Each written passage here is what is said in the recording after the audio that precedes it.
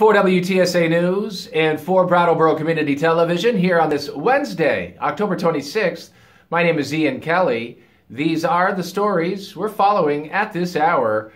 Governor Scott, the Vermont Department of Labor, and the McClure Foundation have released a list of Vermont's most promising jobs.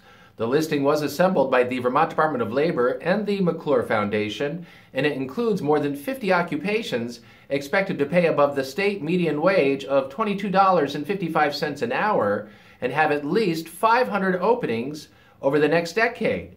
The promising occupations with the most projected openings over the next 10 years include K-12 teachers, bookkeeping and accounting clerks, carpenters, and registered nurses.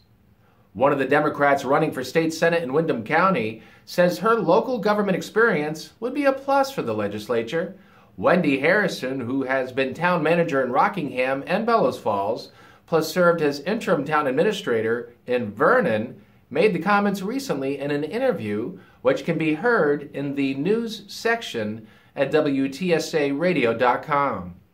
Vermont Secretary of State Jim Kondos encouraged Vermonters who plan to vote early by mail in the November 8th general election to mail their ballots no later than October 31st to ensure adequate time for their mailed ballot to reach the town clerk.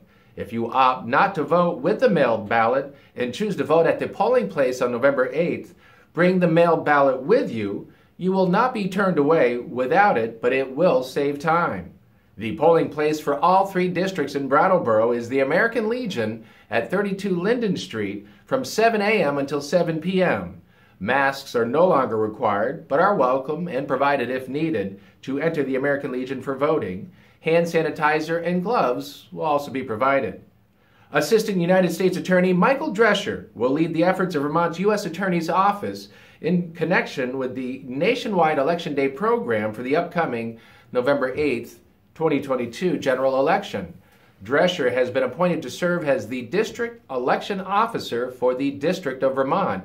Federal laws handle complaints of voting rights concerns, threats of violence to election officials or staff, and election fraud.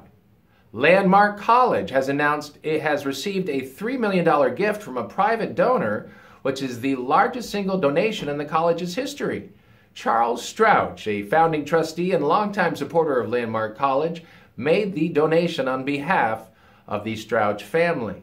This donation from the Strouch family directly supports Landmark College's current fundraising campaign, the Imagine campaign, and brings the campaign's current total to approximately $11 million.